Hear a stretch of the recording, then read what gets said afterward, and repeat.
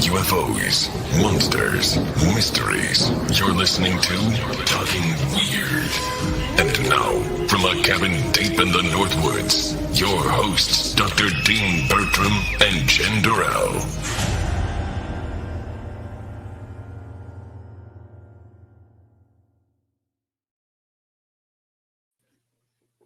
Hey, baby. Hey, baby. Apologies to anybody who has been waiting for our live feed to come on. We'll be talking a little bit about the fair folk, the gentry, the fairies tonight, and I always suspect maybe they fiddle with things. And we had I had a number of problems here with my internet connection, with my audio recording system, so that's why we're running late. Yeah. But speaking about things interfering with equipment, you did a fairly important paranormal investigation this week. I did a type of experiment, yes. Can you talk about it at all? Maybe a little bit. So yes, I got some activity, and it wasn't something that we actually thought would happen because it's a place that's not normally investigated. So we had some very interesting activity with the dowsing rods, flashlights, and I downloaded one of those little silly apps on my phone because I don't have enough money for an Ovilus. So I used Spirit Talker. I don't know how legit it is, but it was coinciding with the questions and everything. So it made it a very interesting investigation. Huh. Yeah. Sounds legit. Spirit Talker. Yeah, I don't know. I don't know. I don't know. But it was interesting. I'll just leave it at that. What'd you do this weekend? Or this week? Well, that's why my internet was playing up tonight. We had massive storms today. It just rained all day here in the Northwoods. It was crazy. What I did do this week was read a couple of books written by our guest tonight, who I'm super excited that we've finally got on the show, because you and I have been talking about having him on since we started this thing, so it's been a long time coming, but we've finally got him on the show. He's a professional musician, and I believe he's classically trained, as well as a leader in the Fortean field. He's appeared on a wide variety of paranormal programs discussing his work, and there's probably too many to list, but it goes everywhere from Coast to Coast AM through Expanded Perspectives to the Graylian Report. I mean, he's probably one of the most booked and favorite guests for people to have out there. He's the author of 5 books: 2015's A Trojan Feast, The Food and Drink Offerings of Aliens, Fairies, and Sasquatch; 2016, The Brimstone Deceit, an in-depth examination of supernatural scents, otherworldly odors, and monstrous miasmas; and 2018's Thieves in the Night, a brief history of supernatural child abductions; and 2020's Where the Footprints End, High Strangeness in the Bigfoot Phenomenon, volumes 1 and 2 with Timothy Renner. And 2021 will see the release of Fairies on Film, a collection of essays on which he's the editor and a contributor. He's also been featured on television shows like Ancient Aliens, and he's a regular guest on Where Did the Road Go, one of the best paranormal podcasts really out there. And he's spoken at a bunch of events, including Fort Fest in 2016 and 2019. The last time I was at a Fort Fest, which is run by the International Fortean Organization, was back in 1999. So, geez, it's been a while. But they're some of the top-notch events in the country. And he knows Greg and Dana Newkirk, and I think you probably saw him when he did the PhenomenaCon one. Yeah, if I recall. Yeah, I didn't get to watch that. I watched both of them. I would have loved to have seen that. But anyway, so sorry, you were going to say? No, I just was agreeing. Yes, that was it. That's all good. So it's the fairies playing with me tonight. I'm stumbling. That, and on my end, you still sound like a robot. Oh my goodness! But I think on Josh's end, I don't think you sounded like one. So it's probably just me. I hope it's not the audience hearing my robot voice. Yeah, hopefully somebody comments and lets us know whether or not you sound like a robot. Yeah, let us know if I sound like a robot. Anyway, without any further ado, I'm delighted to welcome tonight's guest, Joshua Cutchin.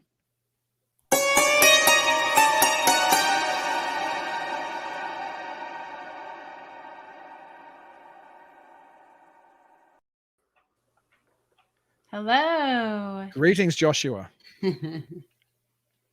Oh, you're on mute. You told me I didn't need to, and I still didn't.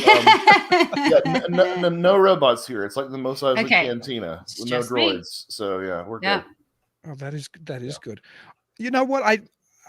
I want to talk about your books, which I have Where the Footprints End Volume 1 here, and Volume 2 I have on Kindle, so I can't hold that up. Absolutely spectacular. And we'll get to that. And I think we're also probably I'm not going to be able to help myself but talk theory with you, because I don't often have somebody who is Yeah. well set in that intellectual tradition of Keel and Harper and Vallée. So I'm not going to be able to help myself. But I don't know an awful lot about your background other than you being a musician, and that now you're one of the, like I said, the leading thinkers in the Fortean field. But how did you make that transition? And is there a story of your own experience with anything behind it? Anything paranormal or? Well, that's really kind of you to say. I don't necessarily put myself in that same company, but I'll take it. I guess it's just an affinity for the BS of grad school. I guess is what it all comes down to. My paranormal experiences, you can really fit inside a thimble. I mean, I'm not one of these people who hasn't had anything happen. I've had a couple of things here and there occur, but nothing really super dramatic. In fact, I could come up with plausible, skeptical rationalizations for about half the things I've experienced. The other half, it's like, well, the toothpaste isn't quite going back in the tube on that. But so yeah, I've just always, what I chalk it up to is that I've always been a monster kid. In a lot of ways, even though I grew up in a conservative Southern Christian household, in a lot of ways my parents were very sort of bohemian in terms of being free thinkers. Ghosts were never taboo. Bigfoot was never taboo, and that was my big thing, was always Bigfoot. It took me 4 books to get to Bigfoot in a really meaningful way, even though and some of my other ones I wrote about him. But I would check out Bigfoot books. For the longest time, I had rationalized myself out of thinking of the UFO phenomena as being extraterrestrial. And at the time, being, I don't know, high school or college undergrad, whatever, I was like, well, it's either aliens or it's nothing, right? Those are the only 2 options. So I started listening to a lot of paranormal podcasts when I got into a job in 2012. I had an hour commute one way. So I started listening to a lot of paranormal podcasts, and that's when I started encountering ideas that had a lot more to do with, altered states of consciousness and some of the other aspects that I found actually a lot better fit for something like the UFO phenomena. I'm still, we were talking about this a little bit before, I'm still agnostic about a lot of these things, but what I really think represents the most compelling aspects of Forteana are not the merits of any individual case. For me, it's the similarities that manifest themselves across vastly disparate locations, vastly disparate times, vastly disparate civilizations. The similarities that you find between those things are what I find really compelling evidence for some reality of these phenomena, whatever that is. Archetypal, psychosociological, psychological, mythic, or objectively real. I do think that there's something connecting all this stuff, and for me, like I said, it's that comparative aspect that's always really resonated with me.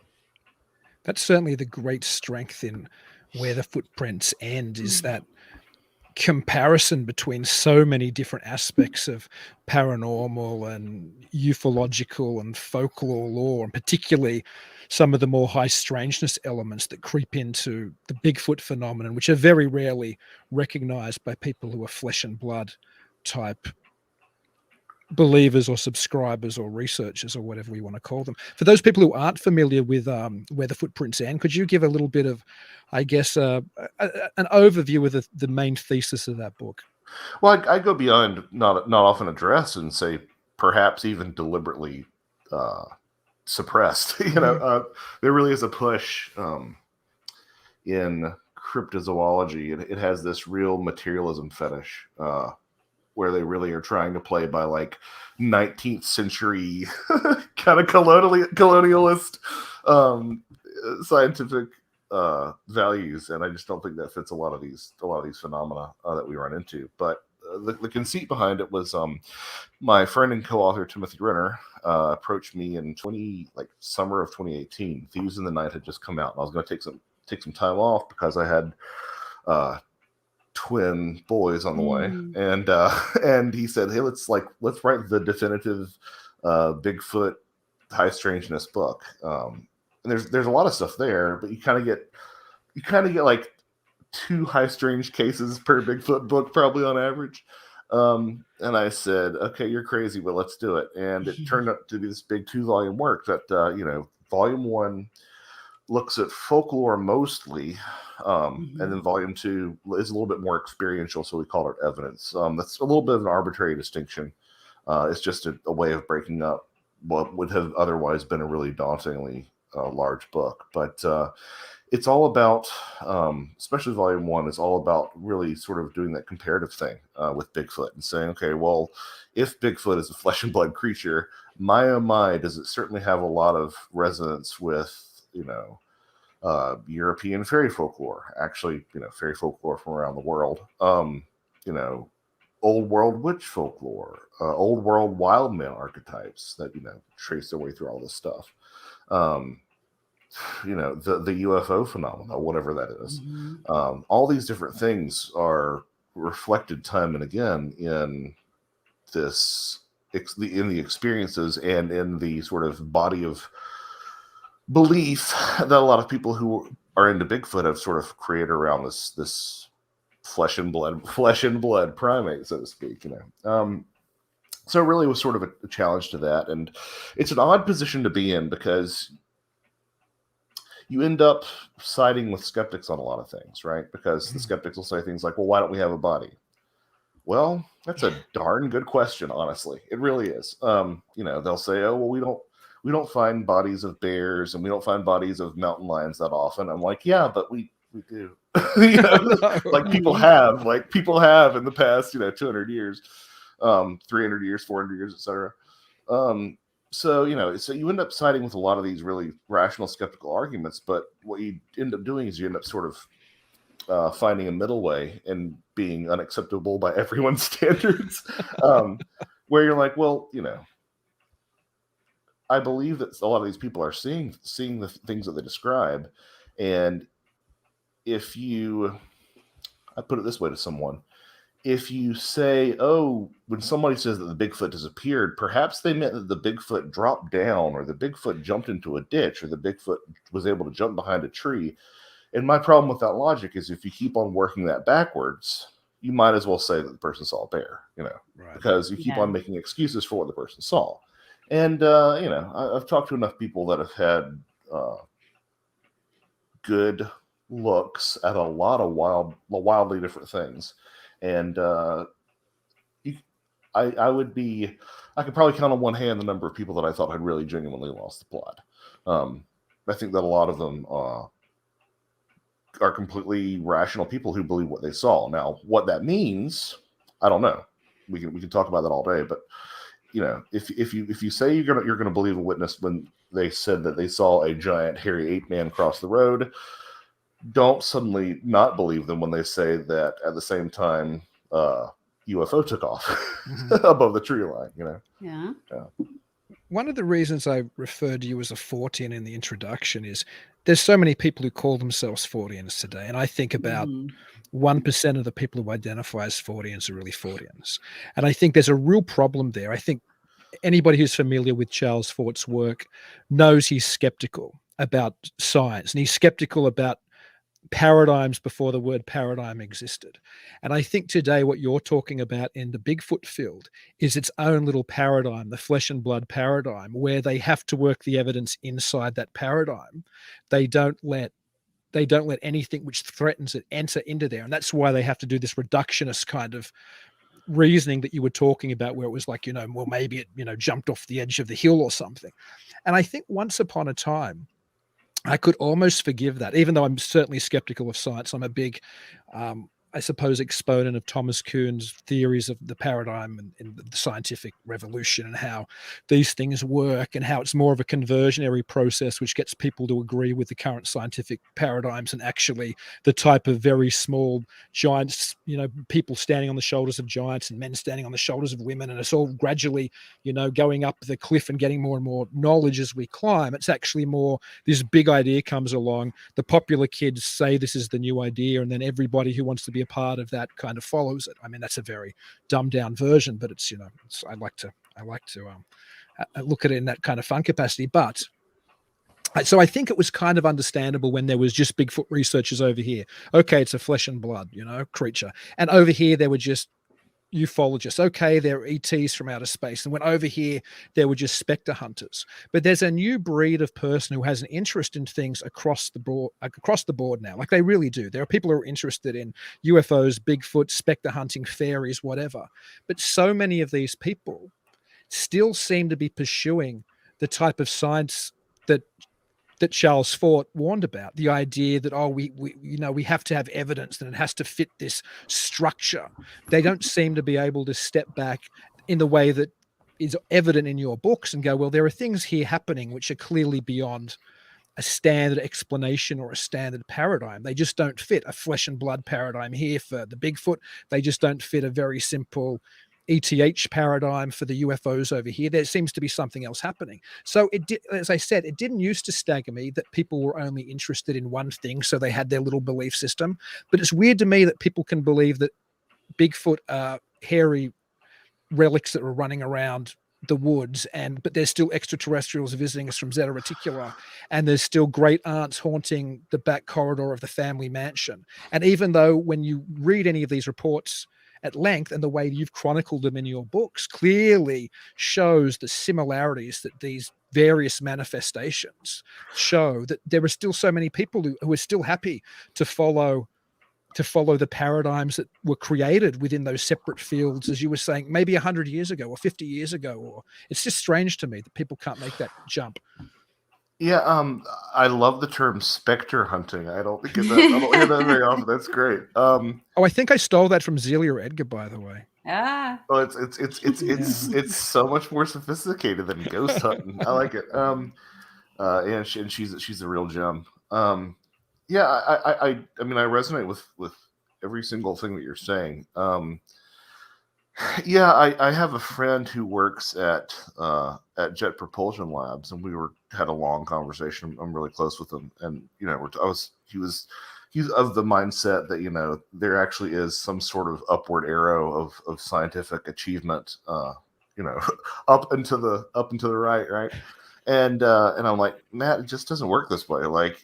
And he's like, no, but this time it's for real. And I'm like, everybody always said that. Like, there was a time in the late 19th century where they were actively discouraging kids from going into science. It's like, oh, we've got it all figured out. There's no reason, that field's going to be tapped out soon. It's like, no, it's not the way any of this works. And yeah, I think that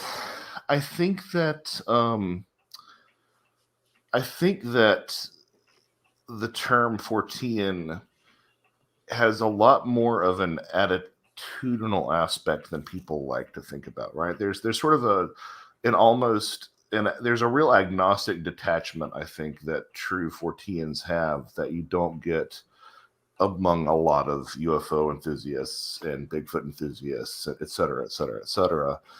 And, there's also a cross-pollination that a lot of people who just get siloed off don't really seem to see. And yeah, it boggles my mind at this point, when you have the closest thing when you have the Library of Alexandria in your pocket, right, that you can think that your own little slice of this paranormal puzzle is somehow the one true thing that's going on, right? I mean, there's such a significant overlap between these topics, and it reminds me, I like to talk about this pretty regularly, of the actual definition of Occam's razor, which is, not that the simplest explanation is the most true, but like, you shouldn't multiply variables unnecessarily.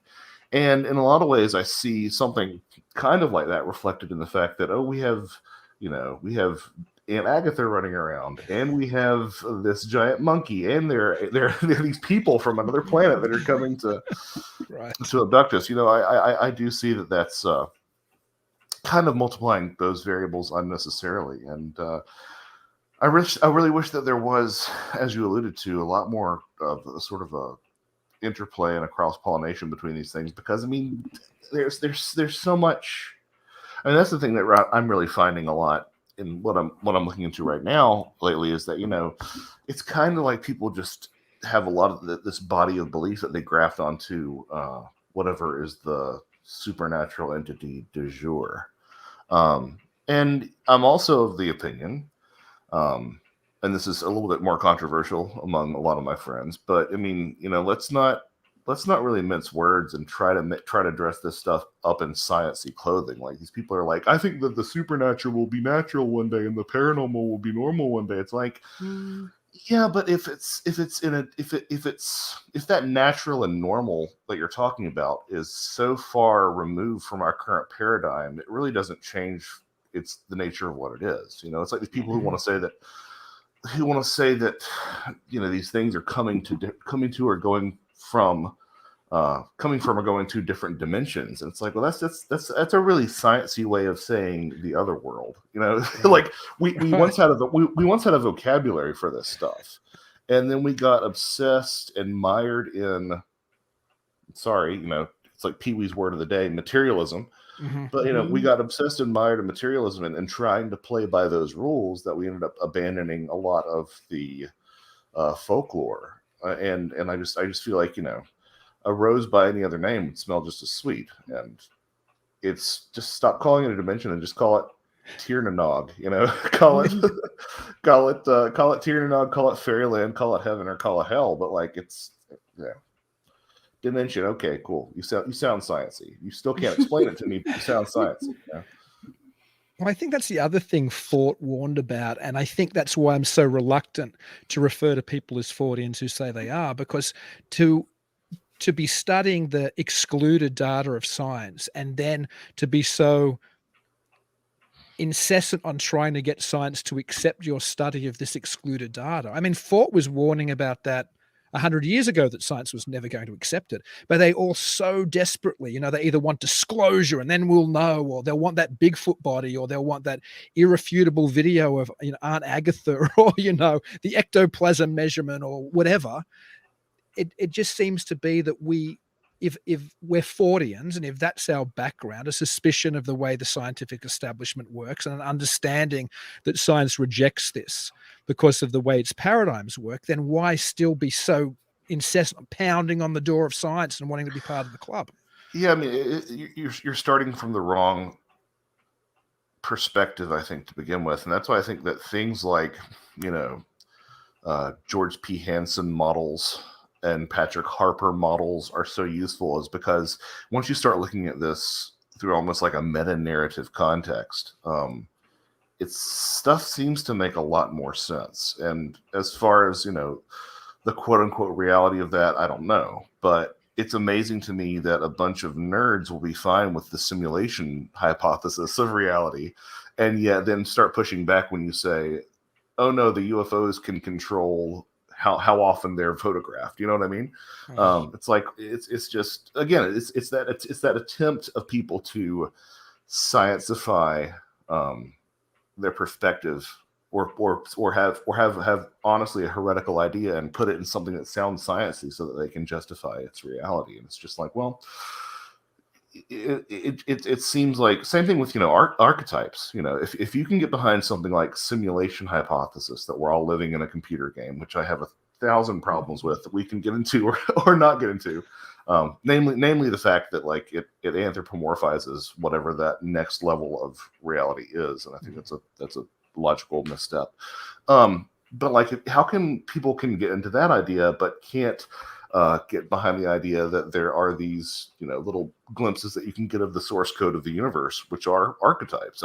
No, that's falutin, high-minded philosophical garbage. But the idea that we're in the Matrix makes a lot more sense because I saw it in 1999. Right.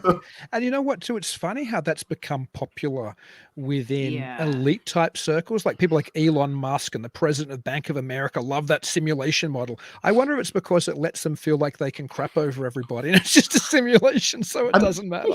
I mean, it's almost eschatological in a way. Uh-huh. It's like it really is. Somebody said it once. It was like theology for nerds or something. It really does have a lot of those aspects. Yeah, you have people who are otherwise quite sane and sober and rational about things, reductionist, I would even argue, who are completely saying, "Oh yeah, there's like a non-zero chance that we're living in a simulation." It's like, oh, okay, fine. How good is your knowledge of ancient Hindu texts? Because they were talking about this a long time ago. You know what I mean? I think it's telling that you brought up the Matrix as well, because that's what's led this kind of thinking. I had a friend in Australia back in the day who very insightfully said the Matrix is PK Dick for dummies.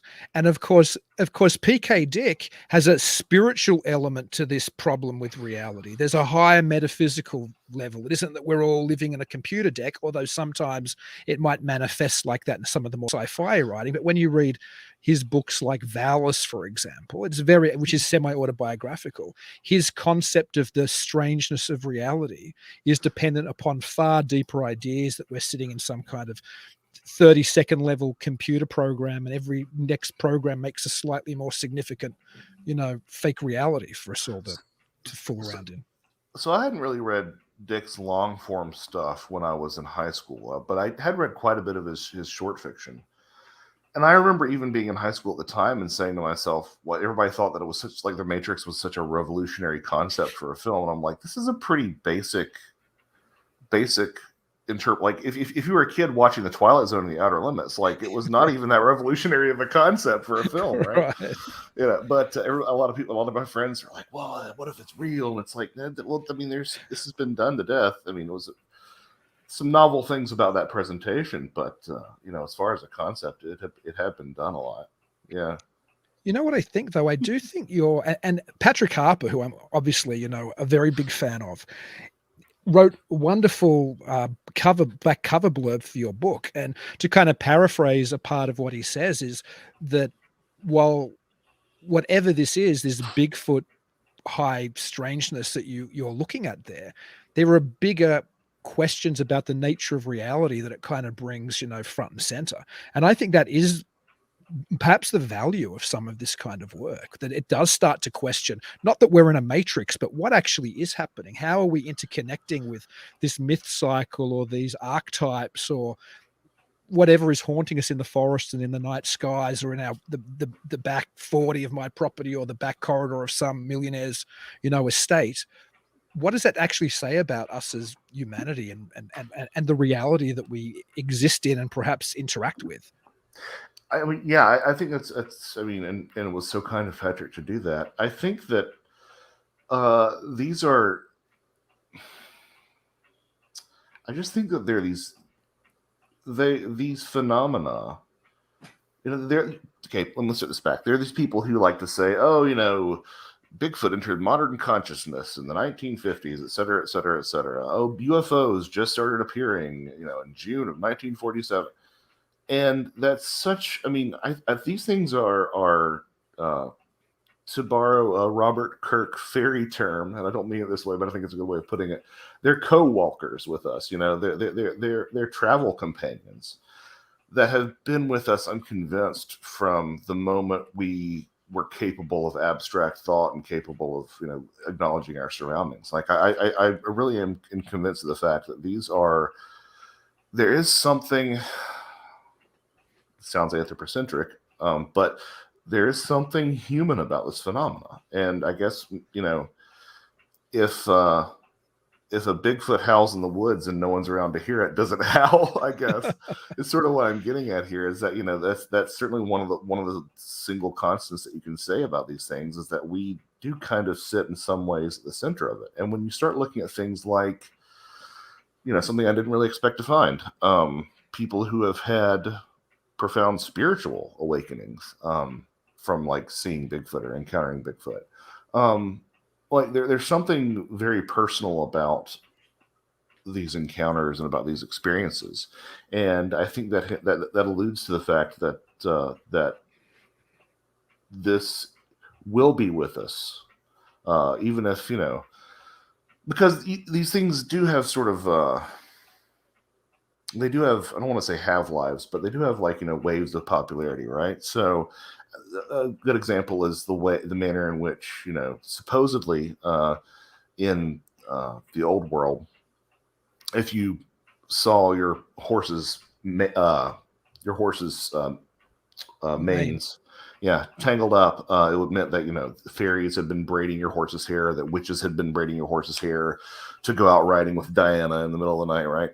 And that same very specific idea that these otherworldly creatures are sneaking into your stables and braiding horses' manes appears in a lot of Bigfoot lore in North America. So I guess what I'm trying to get at is that not only are just unexplained things going to be associated with these things that go bump in the night, but very specific manifestations of them, of these unexplained things in our lives, are going to be transferred from boogeyman to boogeyman to boogeyman to boogeyman. So if for some reason we pave over the entire world someday, which may or may not happen, but if we did, I still think we would get things that still serve that same role of Bigfoot. I really do think so. Yeah, I certainly think that there is some type of deep-seated psychological and social need for us to have mystery, and whatever the reality of those things are is independent from us. There certainly is a desire for us to think that there's magic or mystery or something else out there. I mean, I have no doubt about that. Yeah, and I think that it's healthy. Because we were talking about this a little bit before the show, and about kind of my relative agnosticism about this. I'm a big fan of the fact that even if there isn't anything to something like, say, Bigfoot, it does have an objectively positive purpose to sort of re-enchant our reality a bit. I think that our planet is enchanted in a manner of speaking, but especially nowadays when it feels like there's so little discovery with the way that we're connected, and that we again have so much data at our fingertips. I really do think that there's some value in at least holding the idea of something as unknown or unknowable. I think there's a lot of value in that. There was a couple of points in the books. I think one was in the first volume and one was in the second, but that resonated with me on a strange personal level. One was where you were talking about people who have these type of experiences, obviously primarily with Bigfoot in this book, but I think you pointed out that it goes across other, the other phenomena, which is related, is that people often have an experience which you would think would be really impactful, but then they'll roll over and they'll go to sleep. They'll see strange creatures walking towards a house and go back to sleep, or there'll be a weird light in the sky and they'll just turn away from it and finish taking the trash out or whatever. And then the other thing that that was related to that as well, or for me anyway, was, and I didn't know that and I thought I knew quite, this is the value of reading books like yours, is the phenomenon of people seeing greenish or bluish kind of flashing associated with paranormal phenomena. I can't remember if they're both in the first volume. I think one of them was, and maybe one was in the second. Anyway, when I was doing, before I did my PhD, I think when I was doing my master's work in UFO belief, I was fairly skeptical, but I was still very interested. And there's a UFO hotspot outside of Sydney, I don't know, about an hour and a half away, called the Blue Mountains. And there's legends of a UFO base being underneath there, and people see Yowies there. Yowies, yeah. I think there's even talk of some relict prehistoric reptile or something living in there, so it's one of those areas. The Baron Jaw, yeah, maybe. Maybe, yeah. You probably, you might very well know. I've probably forgotten, but I went out there with a group of friends to do UFO spotting, as you do when you're in your 20s, I guess, and you've got nothing else to do on a Saturday night. But we went out there and we were, I think we built a little fire. We were hanging out. We, maybe had a drink or two, but, nobody was wasted because, a bunch of us had to drive. And we didn't see anything, but towards the end, there was all this very strange bluish greenish flashing in the valley. And you would think people who were there, who were interested in going UFO hunting, would have been like, what on earth is that? Yeah. But that wasn't the reaction. The reaction was, we didn't see any UFOs. And this is going on, we'll pack up and we'll go. And even the next day, I was like, why didn't we get all excited about that? It was very strange. Even today, I'm like, I look back on it and go, and it wasn't lightning. There was no clouds in the sky. It was down in the valley because we were up, higher in the mountains. Mhm. There was something, whether it was paranormal or not, there was certainly a phenomenon happening that people who had an interest in the unusual or paranormal or whatever should have had their curiosity a little bit, piqued by it. But no, we just wandered away. And I always wonder, why did we do that? Yeah, I mean, I think that speaks back to like this idea of there being sort of that idea of the meta narrative at play. Like the author didn't want you to investigate that, you know what I mean? And I don't necessarily mean that in some sort of alien overlord or sort of even nefarious way, but I think it's interesting that there do seem to be mechanisms that completely almost kind of overriding free will. And it's one of those things that you hear time and again. And I love it because for the people who haven't had these experiences and aren't involved in this field, it's a complete discreditor, right? I was looking at comments under one of Mike Clellan's recent interviews about how he tells a story about camping in the desert, and he looks up and he sees like this, what looks like a landed UFO on a hill. And he thinks, oh, it must be a house because it sort of looked like, a Tony Stark house, right? And he got up in the morning and didn't check to look, even though he had odd experiences that night. And somebody in the comments was like, "Oh, that's a bunch of BS. Why wouldn't you look?" And I'm like, "No, that's exactly what happens." My friend Greg Bishop, like flying saucer nerd, right? Yeah. And he was I think he'd been flying that day, and he looked out over the airfield, and there was like this weird series of like black pencil-like structures in the sky sort of moving back and forth. And he's like, oh, I guess it's an art project. Anyway, I've got to get back on the 405. And it's just like, and then it wasn't until like months later where he was like, that was really strange. And he called up, a bunch of the schools in the area to see if maybe there's some sort of weather apparatus in the sky. Nothing like that. And yeah, you'll hear this in Bigfoot stories. You'll hear about people who are Bigfoot researchers who just freeze and don't do anything. But they don't, they've got all this camera equipment and they don't do anything with it. Or people who see a Bigfoot looking through the window of their cabin, and they'll just turn back over and go back to sleep. It's super common, and it's so common, and it's happened to, in the case of Greg and Mike, people that I consider close friends that I've spent time with. Mm-hmm. Sober, sane, rational people. Like I know that Mike has some wild stories, but he's got it together. Like he's not a crazy person.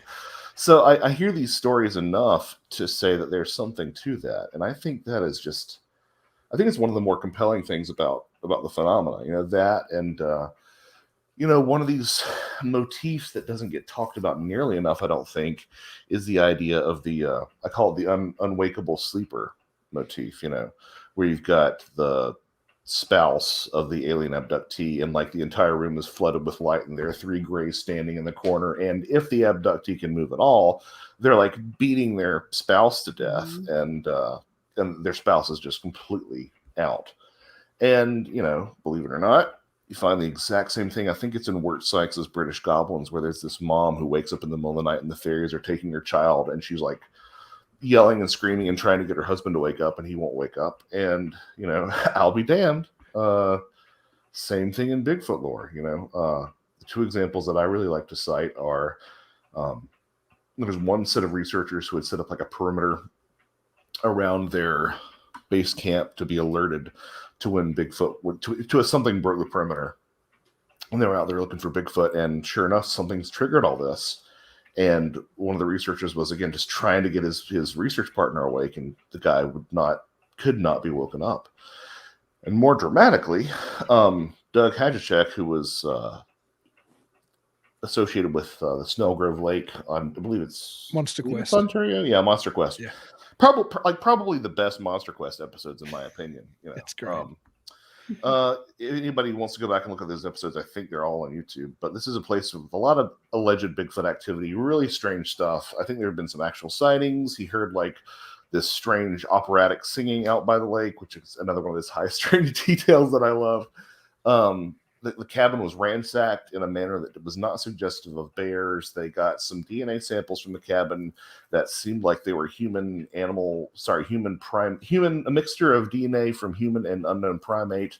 The cabin was pelted with rocks in the Monster Quest episodes, and those feel truthier than a lot of modern paranormal shows. But Hajicek was around at that site. I'm not sure if it was in that cabin or it was a different location, but he was at Snowgrove Lake with his son and another researcher, and he's the only one awake one night, and the entire cabin is being like rocked back and forth. Things are slapping the sides of the cabin. Something's running along the top, throwing rocks, throwing debris. Like he thinks that they're going to tear this cabin apart.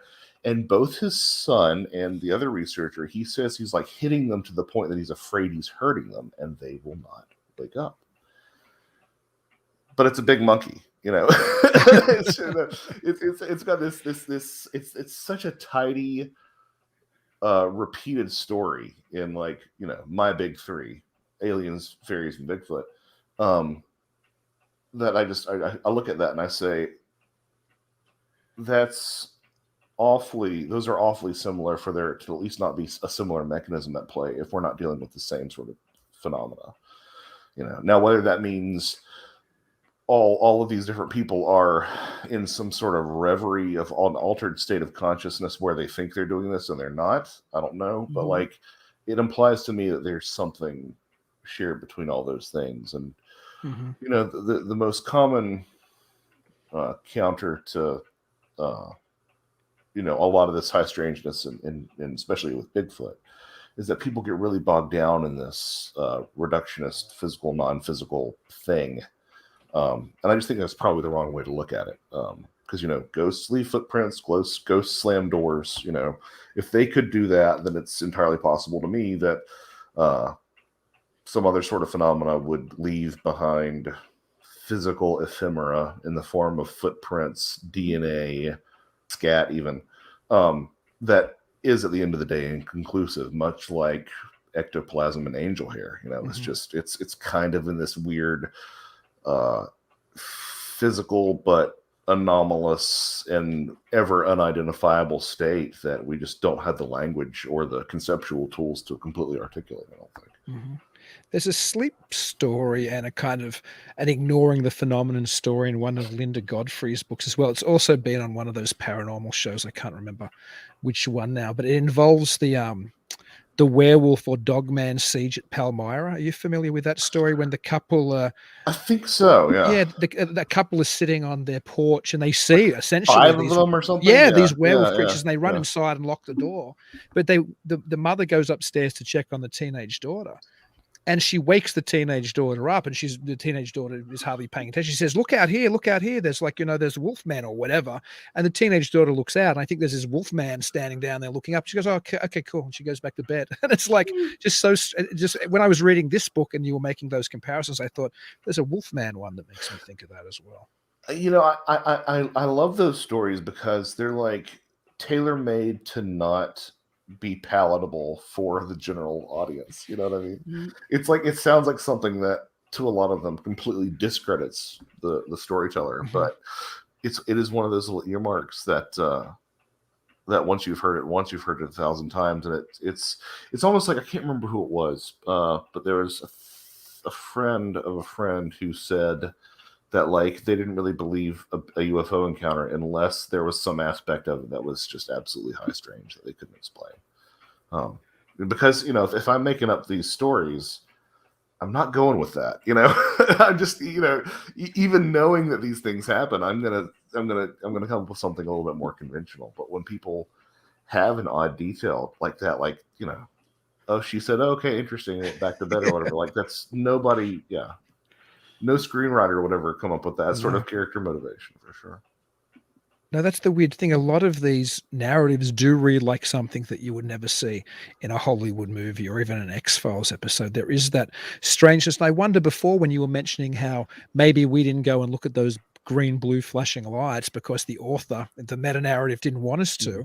It made me think of Jacques Vallée talking about perhaps there's some kind of, for lack of a better term, control system or something. And how do you get a peek inside that control system?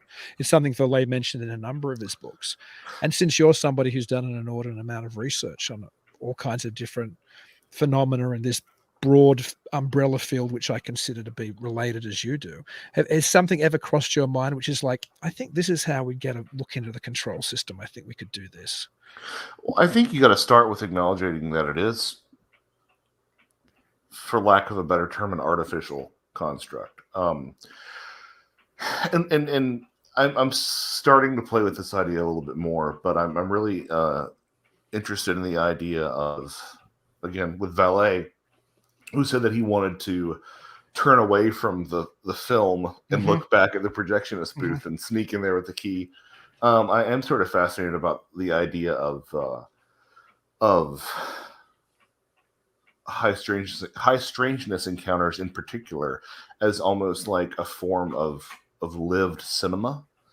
The idea that the same techniques by which we disorient audiences or the same techniques by which we manipulate audiences are manifest in these encounters.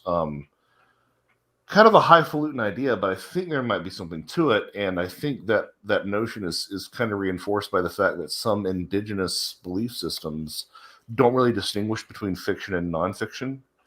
And, to 20th century, 21st century, I guess, Western eyes, that kind of sounds like some sort of logical fallacy. And, I don't double down too hard on the postmodern stuff, but I think that that really does have some resonance for me. The idea that, well, things can be, it's like the imaginal versus imaginary sort of break that Harper talks about a lot. These things are in your head, but not from your head. And I think that looking at these things through that sort of lens of manipulation might be useful. Now, as to what end,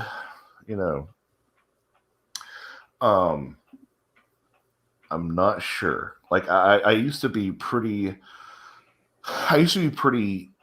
adamant about it being an exterior intelligence that we're interacting with, because I just always found the idea of the fact that it's somehow our higher selves or an aspect of ourselves unpalatable. Because I want it to be, it doesn't have to be aliens and it doesn't have to be big giant monkeys, but like, can it be something other, some sort of other intelligence that we're interacting with? But the deeper you get into this, the more it does seem to be, it does seem to be sort of something that's looking back at itself, something that's trying to motivate itself. I'm reminded of those. I can't remember I think it's an Eastern idea, of the idea that, human beings were an attempt of the creator to experience itself or experience, reality for itself. And it kind of starts to feel a lot like those narratives. Yeah. Who knows? I mean, who knows? I do think that, again, coming back to something we talked about earlier, and I mentioned this to Whitley Strieber around the time that we had our 455th UFO disclosure, is that like it's not about disclosure at a cultural level. I mean, okay, so yeah, there is disclosure at a cultural level happening in that very Charles Fort sort of dominant of witchcraft kind of idea, right? Like there's the magical renaissance is real, and there's a giant cultural shift in that sense. But like, as far as it being something coming out and like the wheels of power acknowledging the reality of these phenomena, I don't think that's ever in the cards in that sense. I think that the most important sort of disclosure that you can ever really hope for is disclosure to yourself. And I'm not trying to frame this like an after-school special, but the disclosure was us all along.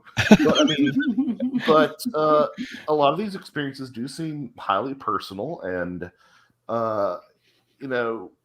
disclosure's out there waiting for you right now. I mean, like just read enough literature till you convince yourself that there's something anomalous going on. Which, you know, at the end of the day, if my feet are held to the fire, to mix all those different metaphors, that's what I feel, is that there's something going on. That and psi is real, because there's psi phenomena is the hill that I will die on, because there has been some really, really good, solid research that is, I think, strongly in favor of that being a reality. It's also, psi is also your gateway drug to accepting the fact that other things like this can be real, I think, too, because it's sort of a falsification of the materialist paradigm. Yeah, it was certainly, there was a period where it was taken more seriously, perhaps academically, than some other things. So I suppose when, what's his name? Is it Ryan? Did all those experiments? Is that? Yeah, J.B. Ryan and the Ryan Institute. But, you know, I mean, there are people who are doing some really great, I don't care what the skeptics say, some really great studies with some really great laboratory controls. I'm thinking specifically about, like, you know, Dean Radin, Daryl Bim. Still think a lot of Rupert Sheldrake stuff is really good, because, I mean, there seems to be this reluctance in the scientific community to acknowledge that, again, talking about meta-narratives, the idea that these things just don't want to be studied in a laboratory. And I know that sounds like a cop-out to the scientifically minded people out there, but you know, you don't, as a prominent chaos magician once said, you don't measure tides in a bathtub, and you don't measure psi phenomena in a lab. We can kind of eke out some tiny little inferences, but, like, where psi phenomena presents its most robust and dramatic results is in, again, the human element, the lived element, the personal element. It's with the death of your grandmother. You know, that's when you experience these really weird paranormal events, and you just can't replicate that in a library. A laboratory, rather. No, I get it. To rewind a little bit to Bigfoot, yeah, right. No, it's great. No, it's great. This is why I was looking so forward to having you on. But to rewind a little bit to disclosure that you were just talking about, I saw that you were one of the few people in the field who was very suspicious of it. We certainly were. We talked about it on a number of episodes. I've been talking about it since the Tic Tac stuff started on other people's shows, that there's not going to be any disclosure, that no disclosure is forthcoming. And if disclosure, and this is the part I'm getting to, if disclosure is forthcoming, as it kind of was to the degree, not that we were told anything fantastical, but that there was, which I think a lot of people missed, there was, I was going to say a slight sea change. That doesn't make any sense. There was a sea change in policy there from the time of Blue Book shutting and Colorado saying this doesn't pose a national security threat. There's no point looking at it. That was the official line since the late 1960s, which incidentally is why Valet jumped over to his passport to Magonia, theorizing it was because Condon was so disappointing to him, right? But pretty much that has continued to 69 up until now. All of a sudden, we get this government document, which doesn't give us what I think all the believers were hoping, that would say something along the, or to the tune that it's extraterrestrial, but it certainly suggested that it's being taken more seriously by a military establishment which has been ignoring it since the Colorado report back in the day. Now, all of that said, and this is the thing I'm going to question you on, because this is probably relatively controversial, I would think, in the field at the moment. Stephen Greer came out recently and made the point. In fact, he's kind of been making it for a while, but I know I haven't watched his hoax video, but I need to watch it, or whatever it's called, his new film. He made the point that all of that we're seeing on the Tic Tac videos is actually ours. Now, Greer has some other ideas which I think are out there, which I don't agree with. But I've always suspected that what we were seeing was ours, or was some kind of psyop, if there was anything there. That ties back to Jacques Vallée, who I mentioned with the whole change of heart in the Condon, after the Condon report, when he first went on to write not Messages of Deception, Passport to Magonia. But then when he wrote Messages of Deception, he seemed to begin to suggest that there might be some human agency, and that doesn't mean necessarily government agency, it might mean something far more esoteric, but there's some human agency which seems to be manipulating our beliefs and our views on the UFO topic. That was essentially the crux of Messages of Deception, right? And this seems to be what Greer is saying now regarding the quasi disclosure that we just had, do you have any sense that it's a narrative that's being played with by any actual human agency rather than a paranormal one? Well, there's a lot to unpack there, right? I mean, I think so. Let's start with Greer, who I think has been involved in some chicanery, but it's sort of this cultural moment that we're in right now, right? I mean, a celebrity that you love everything else that they've ever done makes one misstep and now they're a horrible person. I mean, that's sort of where we are right now. So if Stephen Greer has ever done anything shady or has some or is making a bunch of money off of people with his protocols, then nothing he says can be right? Which I don't think that's the case. I think that that can be true, and also he can be right about. Sorry, there we go. The clock one more time. Fantastic. He can also be right about this aspect, and I've talked to some people who say that the protocols that he has work. So that's one thing. But the other thing is that I do go back and forth on this because it's just I wish that the disclosure crowd would set more realistic goals for themselves. It's like the 400-pound person who's like, I'm going to run a marathon next month, and it's like, no, okay, well, how about we just focus on losing 20 pounds? It's like, let's set some realistic goals. So instead of saying that the government's going to somehow acknowledge this in a way that, because let's face it, there's a lot of goalpost moving, right? I mean, they say, oh, well, the acknowledgement is all we were ever talking about with disclosure. No. You were talking about them coming out and saying, hey, there are purple sex fiends from Zebel Ganubi, and they're coming down here and taking people. Like, that's really what you wanted, right? Like, it's always been what you've wanted. And then when you see that it's not what you get, you say, oh, we just wanted them to acknowledge it. So that feels a little bit disingenuous. At the same time, the dialogue has clearly opened up and changed in a lot of ways. And it would be intellectually dishonest for me to not acknowledge that. I do think that the government has been interested in this phenomena, even when they said they haven't been. I do think that the reasons for secrecy are not because they know more and not because there's actual aliens, but I think that the closer, I suspect that if they know more about the phenomena than we do, it's just a bigger data set, right? I don't really think that they have any sort of monopoly on the truth of what's going on. And moreover, I think that there's a much more compelling case to be made that secrecy is demanded by a paradigm-shattering reality. And extraterrestrials coming here in nuts and bolts spacecraft is not a paradigm-shattering reality.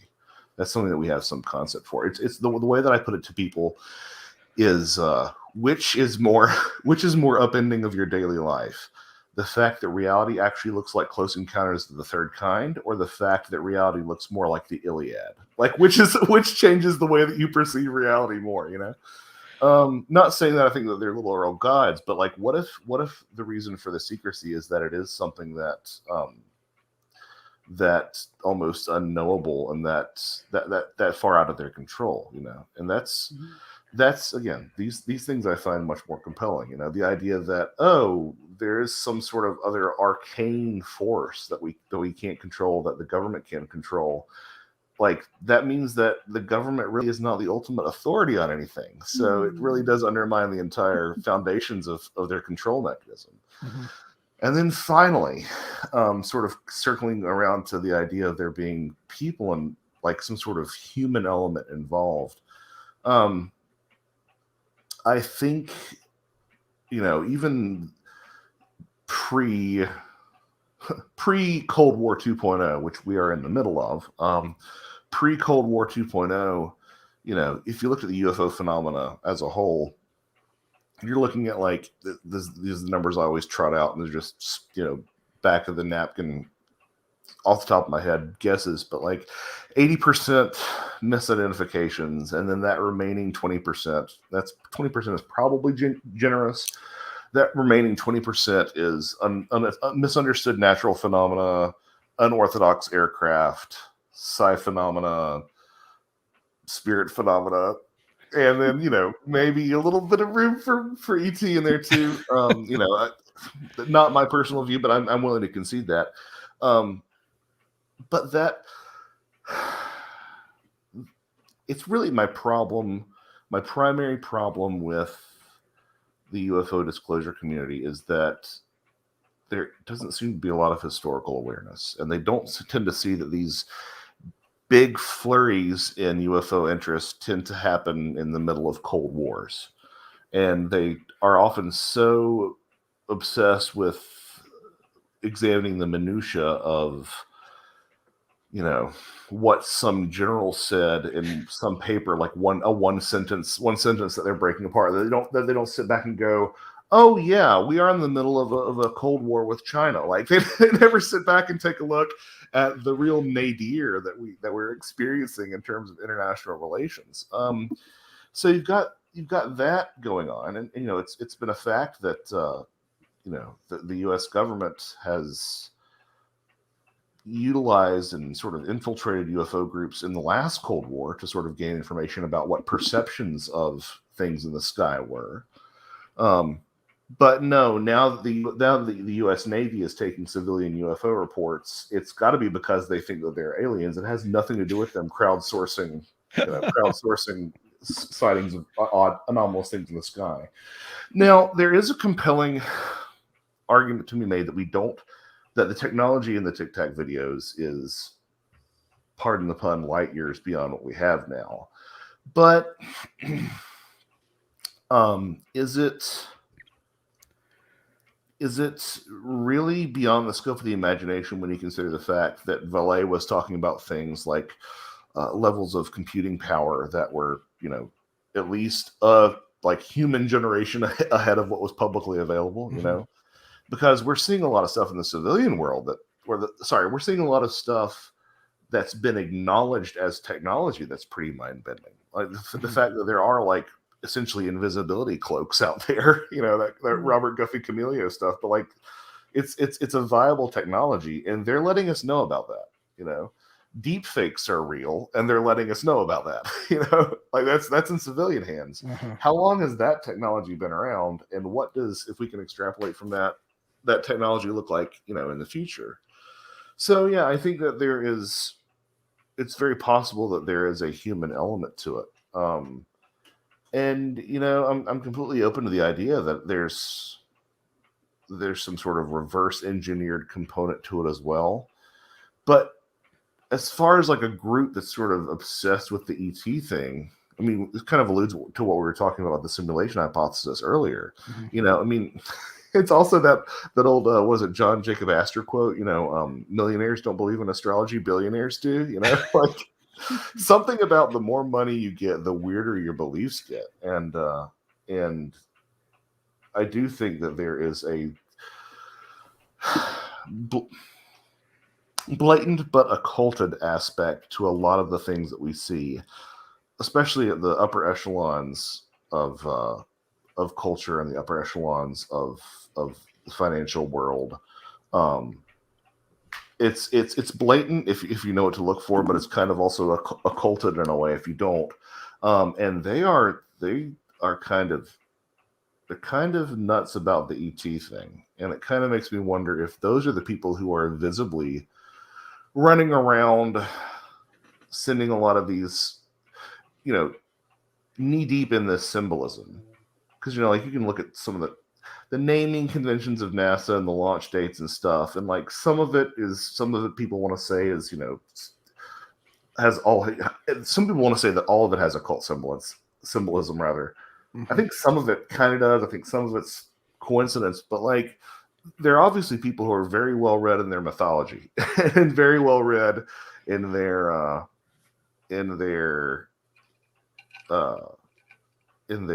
occultism. And I think that there are people who, even if it has no basis at all in reality, as an objective reality, there are people who believe in this stuff and who are very willing to prop up these ideas, and then they believe in it enough, and they're willing to put money and power and effort into it, that I can totally see that also being a part of the equation too that isn't getting a lot of attention right now.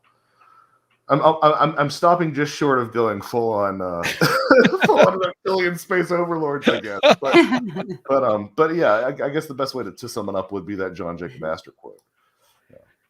Yeah, it's certainly the people in those positions may be able to manifest an archetype, even if it is only a symbology or something. It becomes imprinted upon the culture then. Well, I mean, it's just like what did Elon Musk name his kid? Like a math equation, you know? It's just like that's not the behavior of someone who isn't thinking. That's not the behavior of someone who is playing the same reality game that you are. You know what I mean? Mhm. Yeah. Now, again, as to whether I'm not saying that they're all, you know, satanic sex predators or anything. I'm not saying that, but I'm saying that these are people who have a very different value system than the rest of us do, and again, they're almost always leaders in technology, and they're almost always really well-funded people. So, I mean, it's a little more than a little bit creepy the more you think about it. It is. Yeah. We have to get you back to do a super creepy deep dive. We can just go full on tinfoil hat style. But you were a wonderful guest, Joshua. I mean, I could literally talk to you for another 2-3 hours, no problem. But well, I appreciate it. It's nice to, you know, I don't always get the chance to, you know, sometimes you sit down with people, and God love them, I do, but that you sit down with them and then they're like, so where did the aliens come from? And you're like, okay, where are we going to start here? You know, so it's nice, and I don't mean that in like a pithy way or pejorative way that I'm right or something, but it's like the ideas that obviously the three of us like to talk about are often, you know, maybe a little bit more navel gazing than they should be, but the fact that we can talk about some of these sort of overarching theories and ideas, I really, it's always a welcome opportunity to talk about this sort of thing. So thank you. And it's our absolute pleasure. And I stole the whole conversation. I didn't let Jen get a word in. It's fine. But tell us before we let you go then, Joshua, how do people get a hold of your books? How do they follow what you're up to? Can you throw out some URLs or something for us? So I should present this more often, because if you want an autographed copy of my books, especially if you're in the continental United States, reach out to me directly. I never tell people to do that, but I do have them. Oh, nice. For sale for the same price that you get them online. If you can request things from a brick and mortar store, that's the best way that I know how to do it, because I have such a love for bookstores.